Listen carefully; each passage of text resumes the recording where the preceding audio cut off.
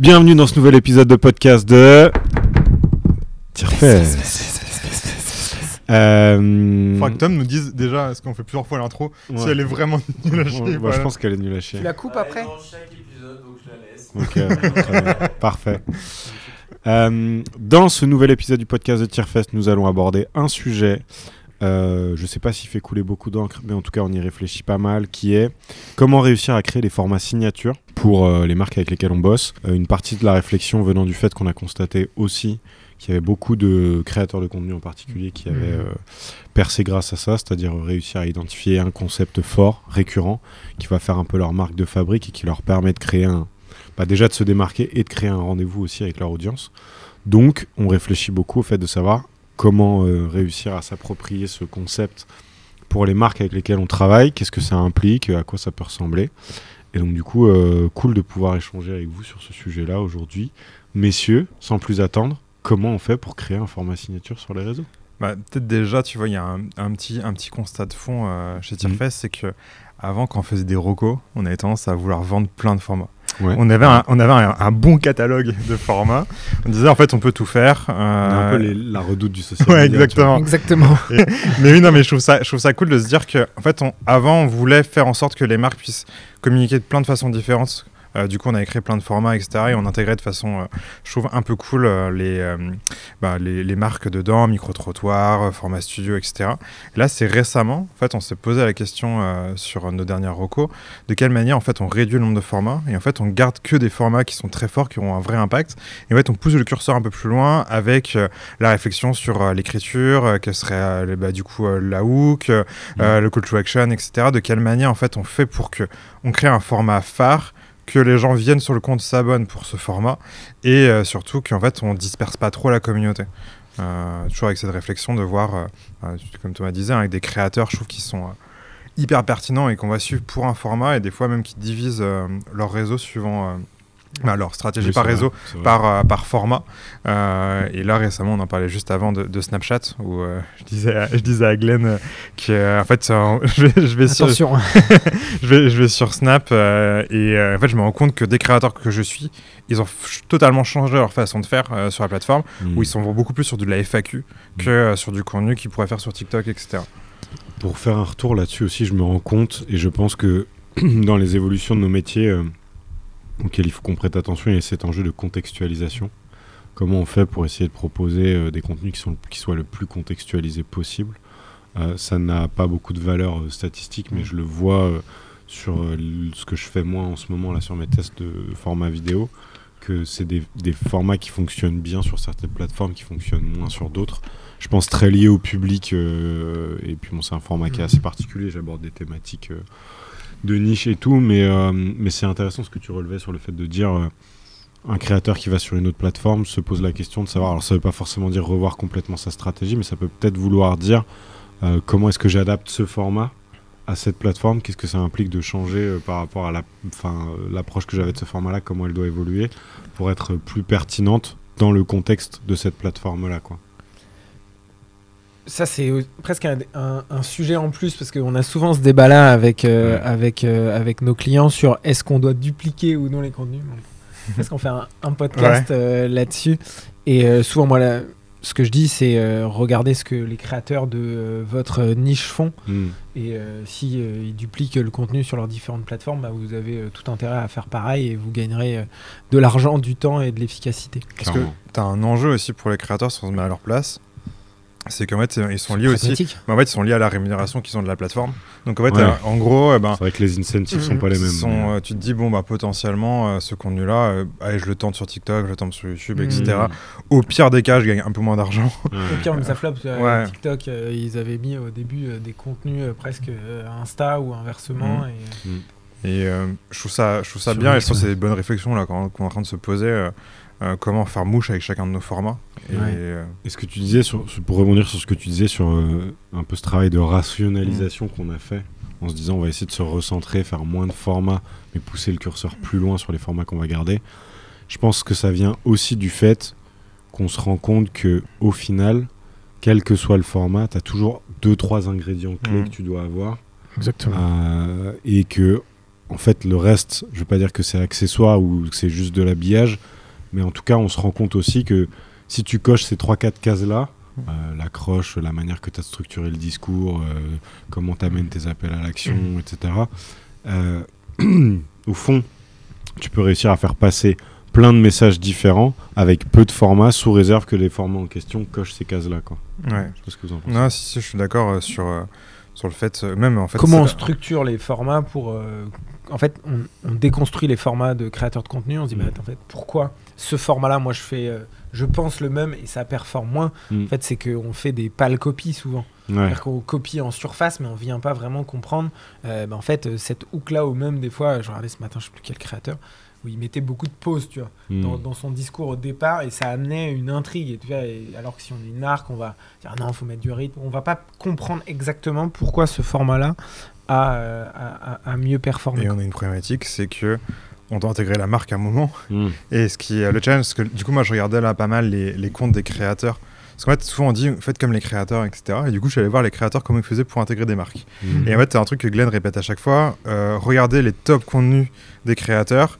Derrière, ça veut dire que potentiellement, c'est des contenus qui ont un potentiel de viralité, etc. Et jamais il y avait un contenu avec une marque. Ouais. Jamais de la vie. Et plutôt, les contenus des marques, ils font 4 fois moins d'engagement, etc. Pour la marque, c'est bien, parce que pour le coup, ça fonctionne. Mais par contre, pour le créateur, ça fait partie d'un mauvais contenu. Et en fait, c'est le même format, juste avec la marque qui est introduite, il va performer moins. Parce que je pense que dans la construction, le créateur n'a même pas trouvé la façon de faire pour introduire la marque, que la marque ne sait pas non plus comment réussir à intégrer de manière logique son produit. Et du coup, c'est là notre enjeu, et je trouve qu'on n'est pas mauvais là-dessus, c'est que dans nos formats, et ce qu'on a réussi à faire, parce que du coup, on a testé, on a beaucoup itéré, c'était un peu le lien avec ce que tu disais avant, mais notre capacité à pouvoir tester un format et de le répéter fait qu'en fait on s'améliore à chaque fois. Comparé avec un créateur, en fait, il va tester une seule fois avec cette marque. Si ça marche pas trop, la marque trouvera un autre créateur et on retestera l'expérience. Nous, on a ce truc de on continue, et ce qui nous permet en fait de faire la diff et de pouvoir analyser et avoir une meilleure compréhension un peu de ce qui va marcher demain, quoi.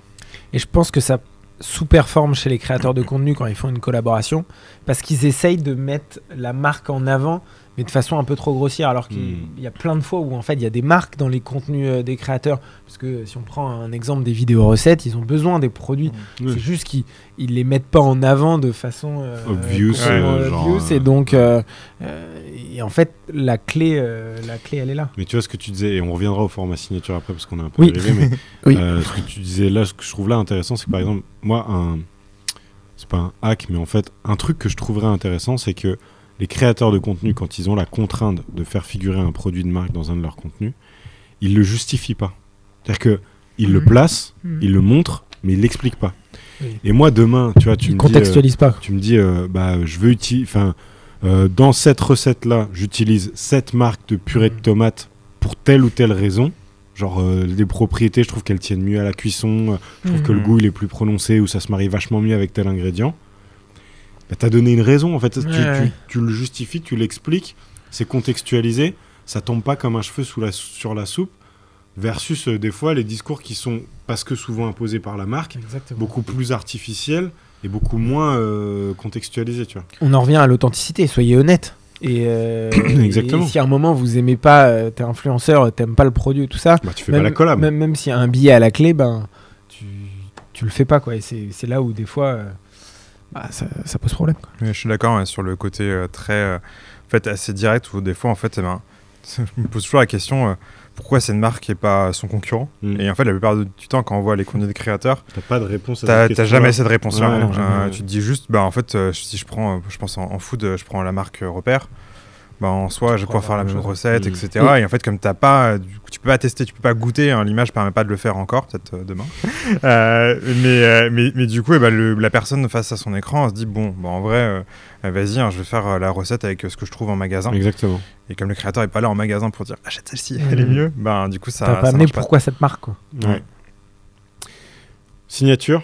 Du coup comment on fait? Vas-y. Un élément, justement pour rebondir sur cet élément de signature, parce que j'ai envie aussi de faire passer un message aux marques, parce qu'on a du mal à leur faire passer ce message-là.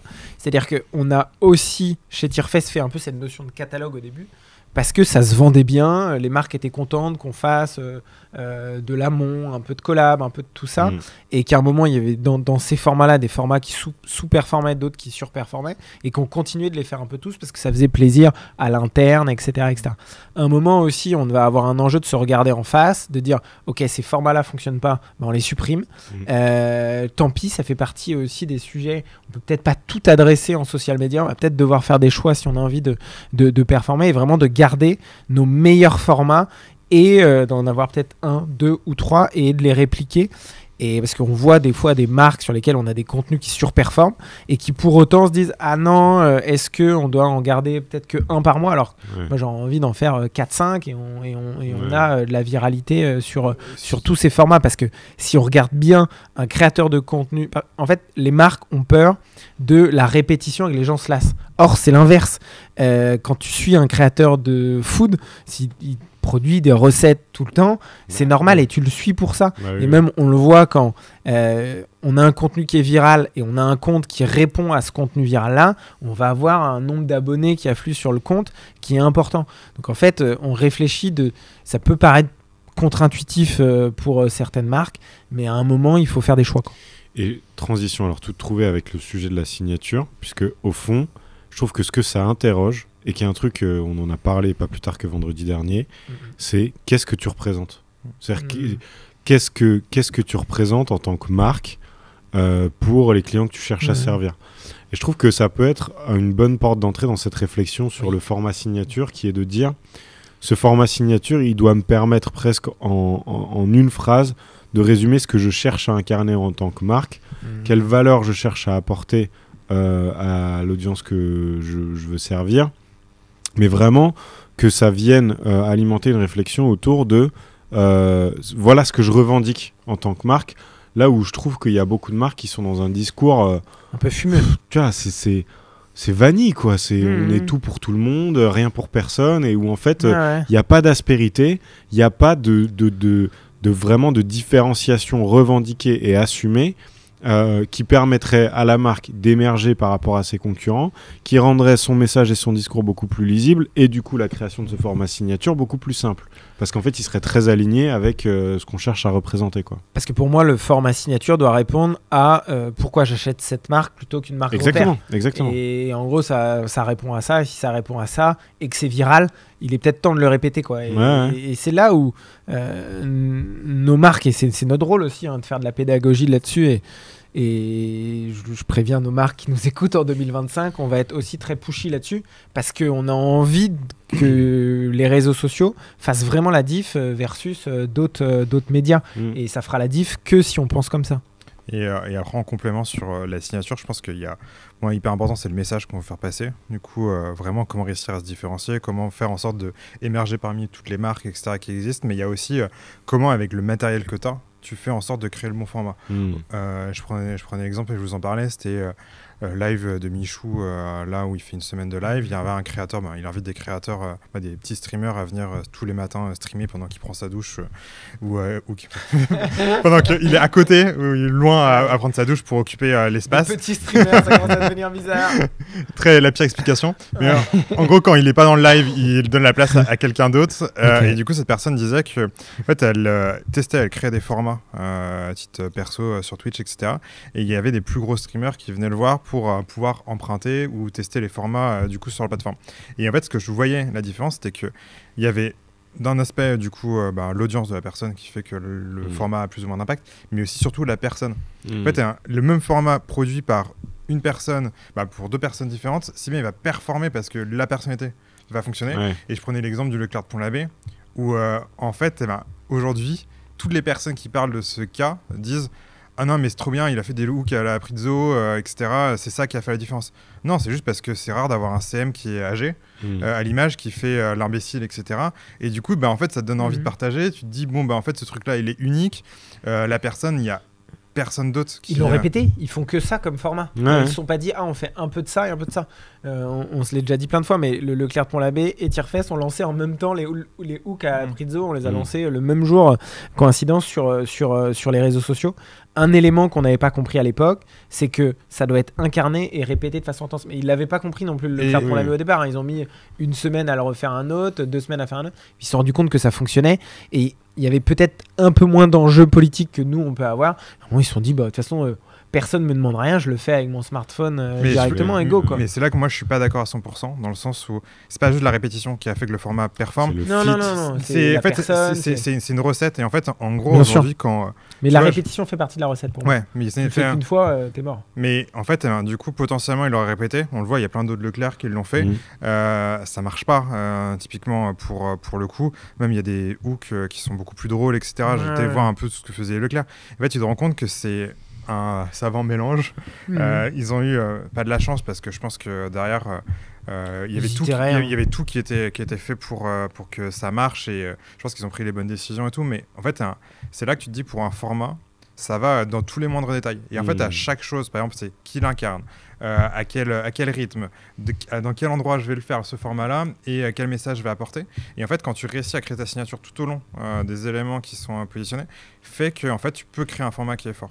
Et j'ai l'impression qu'il y a des marques aujourd'hui qui prennent un micro-trottoir, le dupliquent, le mettent en place pour parce qu'ils copient qu'une partie en fait.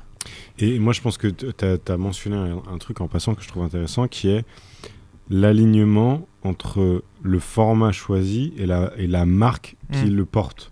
Alors après, ça vient questionner plein d'autres trucs. Ça vient questionner, comme tu le disais, le message, le fait de savoir qui l'incarne. Mais au même titre que moi, demain, je me vois pas faire des sketchs parce que je suis pas drôle. Et je suis OK avec ça. J'ai fait la paix avec ce truc-là. Je serai jamais humoriste. Ça tombe bien, c'était pas dans mes plans de carrière. mais je veux dire, il y a aussi un principe de réalité de est-ce qu'on est les meilleures personnes, que ce soit marque, personne, etc., pour porter ce truc-là, quoi. Et de pas vouloir faire rentrer au chausse-pied une marque dans un format qui lui correspondrait pas, puisqu'on sait déjà que ça ne va pas marcher. Par rapport à ce que ce que tu disais sur ce streamer-là, qui du coup se retrouve à imaginer des concepts et les vendre aux autres parce que c'est pas la bonne personne pour l'incarner.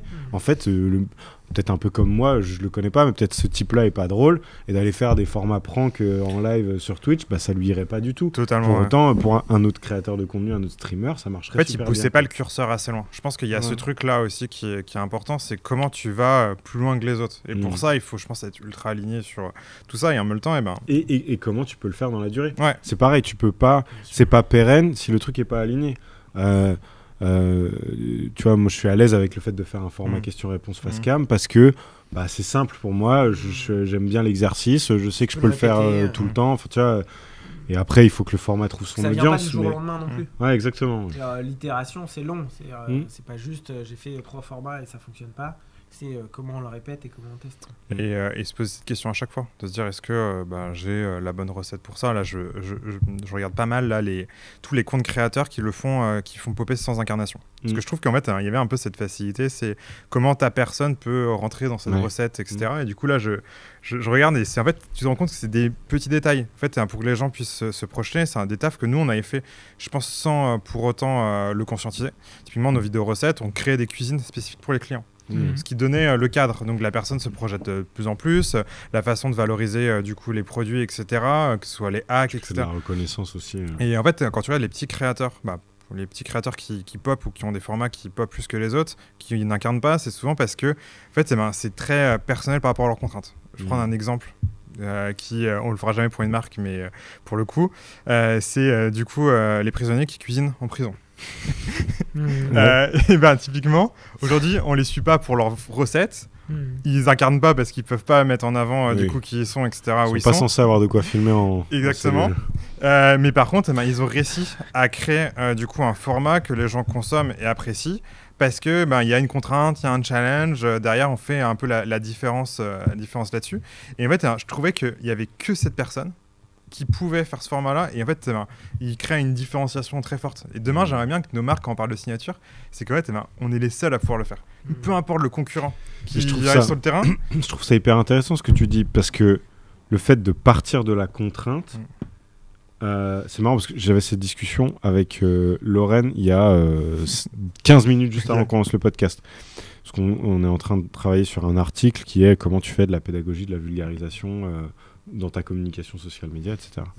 Et on parlait de l'échange qu'on avait eu avec un client, enfin un prospect pour qui on vient de faire une restitution, sur l'intérêt de la vidéo courte, 60 secondes. Et en fait, moi, ce que je disais à Lorraine dans le cadre de cet article-là, c'est de dire, t'as cette contrainte-là. C'est-à-dire que la contrainte force la clarté. Dans ce cas précis, le fait de devoir se cantonner à un format de 45 ou 60 secondes, ça t'oblige à être clair. Tu peux pas faire passer plusieurs idées, tu es obligé de faire passer un message.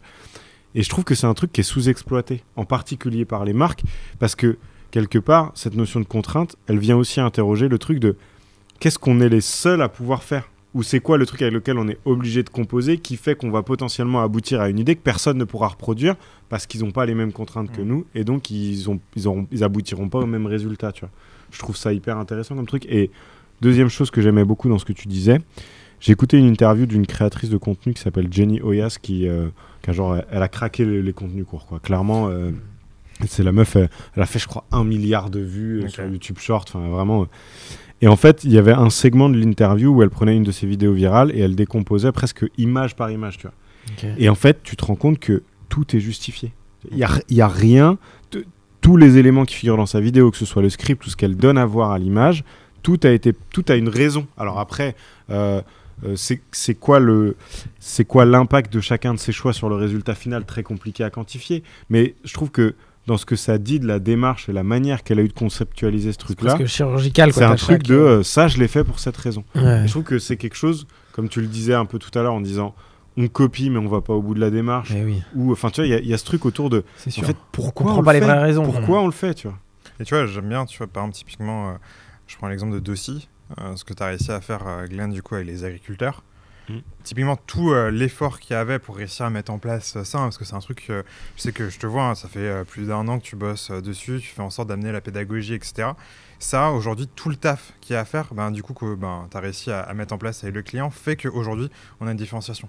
Et même les choix qui peuvent être faits sur le fait de filmer d'une certaine façon avec certains matos plutôt que d'autres, tu vois. Ouais, et encore, on est au début parce que c'est pareil, on commence à le faire et déjà on a une vraie différence par rapport aux autres. Et ça fait partie, par exemple, Dossi, c'est un bon exemple parce que Dossi, c'est une coopérative, donc une marque d'agriculteurs. Et donc, c'est quoi leur différence versus d'autres, les géants du Nord ? C'est ça, c'est une vraie marque d'agriculteurs. Et c'est ça leur différence. Et même demain, je réfléchissais à ça, est-ce qu'on n'aurait pas un intérêt à être la marque des agriculteurs et donc de le dupliquer, même tu as peut-être un format recette avec tes agris où tu as les astuces. Tu vois, ça fait écho à ce qu'on disait sur qu'est-ce que tu incarnes, qu'est-ce que tu représentes, qu'est-ce que tu véhicules, tu vois. Et c'est là où nous on échange aussi beaucoup avec les marques parce que des fois tu as aussi un delta entre ça et des fois le positionnement de marque, là où les réseaux sociaux sont hyper intéressants parce que c'est le vrai. Est-ce que les gens aiment ou pas, et c'est pas forcément le cas de Dossi, mais d'autres d'idées qui sont pensées dans des bureaux pour nous et qui parlent pas toujours aux gens et qui sont poussés par exemple je sais pas à la TV ou autre, et donc t'as quasiment pas de feedback ou des études de noto mais qui sont plus ou moins cheatées, et alors que nous sur les réseaux sociaux t'as pas de tricher, quoi. Soit c'est viral, soit ça l'est pas, et point. Et c'est intéressant faut que j'arrête de dire ça, j'arrête pas de dire c'est intéressant ce que tu dis. C'est vrai, vous dites trop de trucs intéressants, les gars. Non, mais ce que j'aime bien là-dedans, et c'est un truc dont on a beaucoup parlé, même nous par rapport à Tirefest, c'est la différence entre la manière dont on parle de nous et la façon dont les gens nous perçoivent. Et je pense qu'en fait c'est une problématique qu'ont toutes les marques, c'est-à-dire il y a l'image qu'on voudrait donner et il y a la façon dont les gens nous perçoivent. Et ce que je trouve intéressant sur les réseaux sociaux, c'est que tu te le prends dans la gueule, le truc, en direct. Tu vois ou pas si... En fait, si ton tu peux pas faire genre... Si ton contenu il engage pas, c'est qu'à un moment il y a un mismatch. C'est ce que tu as voulu raconter de toi et la manière dont les gens te perçoivent, ça se rencontre pas, tu vois. Et en fait c'est là où t'as pas l'engouement, t'as pas l'engagement, t'as pas le truc, parce qu'en fait les gens disent non, en fait là je suis pas d'accord. Ce que tu essayes de me faire croire, c'est pas... Et tout le monde veut que sa marque soit cool, soit sympa et tout. Mais en fait aussi bien les gens ils s'en foutent. Bien sûr. Et c'est pas ça toujours le but. Et c'est là aussi où les réseaux sociaux sont hyper intéressants parce que ça t'aligne aussi avec toi-même. T'as un peu une forme de miroir. Ça peut. Si t'as envie de le regarder en face. Mais si t'as envie de le regarder en face, t'as un miroir là, tu dis putain, soit je suis bon, soit je suis pas bon. Mais il n'y a pas soit blanc ou noir. Et il y a un truc aussi qui est important, c'est que souvent, tu vois, nous on est une agence spécialisée en social media, on fait que ça. Mais on se rend compte que tout le taf qui est fait à côté par d'autres agences, par la marque, a un vrai impact sur le reste. Parce qu'en fait, nous, permet à faire en sorte que la marque rayonne, mais il y a tout un taf de création de marque, de développement de cette marque-là. En fait, on se rend compte que les marques qui ont le plus de potentiel sur les réseaux, c'est celles qui ont une marque qui est très claire pour le conso. Et ça, en fait, c'est un taf où je trouve que les réseaux sociaux, et on parle de cette signature, c'est que, en fait, même au sens inverse, si tu as une marque, tu vois qu'il y a un contenu qui performe plus qu'un autre, c'est un super indicateur de faire comprendre c'est quoi qui représente ta marque. Qu'est-ce que ça dit de nous sur la façon dont les gens nous perçoivent, quoi. Ouais. Donc faut pas hésiter à le faire dans le sens inverse, parce que du coup, typiquement, parce que ça peut alimenter les réflexions. Ouais. Parce que en fait, je me dis, tu vois, quand on est à la fin de ce podcast, le client, nos clients écoutent ce qu'on peut dire, etc. T'arrives au point de dire, bon, bah en fait, l'idée, c'est pas de faire juste un seul format qui soit signature, c'est juste de rationaliser, de faire en sorte que tous les formats qu'on fait servent vraiment un objectif qui est précis. Et après, progressivement, tu vois, par exemple, moi, j'aime bien l'exemple de Glenn là-dessus, c'est que se rend compte que c'est, par exemple, aussi une marque d'agri. Demain, c'est la marque qui met les agriculteurs dans tous les formats. Et derrière, on a un truc qui est très visible, quoi. Et même, tu vois, genre, si on peut rester sur l'exemple de Dossi, un de nos derniers contenus qui est devenu viral, c'est les astuces. Bah, ce volet praticité, tu vois, il y a un truc autour de... tu pourrais très bien axer là-dessus aussi, beaucoup moins différenciant, mais qui visiblement, tu étais sur un angle qui suscite de l'écho chez les gens qu'on cherche à toucher. Est-ce qu'il n'y a pas un truc à investir là-dedans en se disant... Et toujours donner un cadre. Cadre, astuces, recettes, cuisine. Ça pourrait être des astuces pour ranger ses couverts, nettoyer son four, des choses comme ça. Mais là, de se dire, par rapport à Dossi, c'est quoi notre prisme de réflexion? C'est de se dire, cette astuce doit pouvoir être utilisée dans une recette Dossi. Comme ça, au moins, ça nous donne un cadre de marque. Contrainte. Et on ne part pas dans des choses qui pourraient être faites par d'autres potentiellement. Un Dossi pourrait être la marque qui te facilite le quotidien, tu vois. La marque qui simplifie ton quotidien. Tu pourrais avoir un truc autour de ça. Ça pourrait être une piste à tirer. En tout cas, ça fait partie des sujets. Et je pense en lien avec tout ça, en tirant le fil, c'est que tu le disais tout à l'heure, c'est souvent en fait on pense l'idée sans la tester sur le terrain, et le seul moyen c'est les réseaux sociaux. On a la chance aujourd'hui en social media, quand on imagine une idée, le mois suivant elle existe. Des fois à la télé, du coup tu peux avoir 6 mois, 1 an avant que le truc existe et puisse être tangible. Moi j'aime bien un truc là qu'on a commencé à mettre en place, c'est aller questionner les gens sur le terrain de plus en plus. Qu'est-ce que vous avez envie de voir? Ouais, exactement. En fait là typiquement pour des recos, là je suis en train d'investiguer dans des groupes Facebook, et je trouve ça intéressant parce que la démarche fait que en fait, quand tu dois expliquer un format à un client, etc., ça fait la diff. Et encore plus de ça, c'est que ça te met dans une condition où tu deviens un peu la personne qui va être touchée par le format. Et du coup, ça amène d'autres contraintes. Et je pense, par exemple, un Dossi, potentiellement, il y avait ce truc de très astuce. Les personnes qui vont suivre la marque, si tu prends une boîte de conserve ou des bocaux préparés, c'est quand même de gagner du temps. Tu as envie de bien manger et de gagner du temps. Donc, tu as besoin d'astuces au quotidien. Exactement. Et c'est ça aussi qui fait la différence. Et potentiellement, c'est pour ça que ce format, il a performé. C'est que la personne qui achète du Dossi, elle aime bien les astuces, elle aime bien. Puis après, tu vas dans le détail, tu regardes pourquoi la hook a performé, qu'est-ce qu'il fait et comment on a ancré justement une signature. On est en train de tester, parce que la première hook plaisait pas forcément aux clients, donc comment on fait aussi pour garder ce qui a fait notre force, et on essaye de tester une hook qui était, là je sais plus, mais en mode je suis sûr que vous avez jamais pensé à ça. Là il y a plein de gens en commentaire, j'espère, et ça devrait sortir le prochain mois. En mode, mais si, j'y ai pensé, j'ai déjà fait, etc. Et c'est ça le but en fait, les gens aiment bien quand ils ont déjà pensé, quoi. Et au fond, pour clôturer un peu ce truc-là, mais qui fait pas mal de choses dont on a déjà échangé, c'est ce que j'aime bien dans ce que tu dis là, c'est le côté psychologie. Tu vois, de se dire, quand tu analyses un format signature pour essayer de comprendre ce qui fait qu'il a fonctionné, moi j'essaye toujours de faire un travail d'abstraction et de revenir à une forme de principe premier, entre guillemets, qui est, c'est quoi le ressort psychologique sur lequel on appuie, tu vois. Quand on dit qu'une accroche, c'est une promesse ou ça ouvre une boucle, c'est ça, c'est ni plus ni moins que la matérialisation des ressorts psychologiques sur lesquels on essaie de s'appuyer pour faire. Et là, tu vois, c'est pareil, tu as ce truc de je suis sûr que tu n'y as jamais pensé. Soit tu as envie de prouver à l'autre qu'il a tort, soit tu es très curieux de savoir putain, c'est quoi le truc auquel j'ai pas pensé et que j'ai loupé et qu'il faut absolument que je connaisse, tu vois. Soit de l'ego, soit de la curiosité. Exactement. Et c'est d'avoir c'est quoi les leviers sur lesquels on va essayer de jouer, qui au fond sont juste les mêmes depuis. Et ce qu'on dit aux marques, oser, quoi. Des fois, il y a une forme de pudeur à dire ah non, est-ce qu'on peut faire ça ou pas. À un moment, notre enjeu, c'est de se regarder et d'avoir des résultats.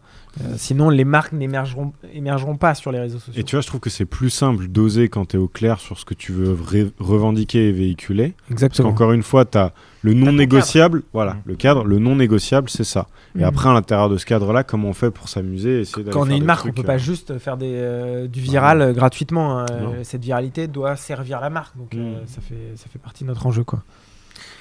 Voilà. C'est Hyper tout ce qu'on avait à intéressant. dire sur les formats signatures. Dites-nous en commentaire quels sont vos formats préférés, ce que vous en avez pensé. Et on s'en parle, quoi. À très vite.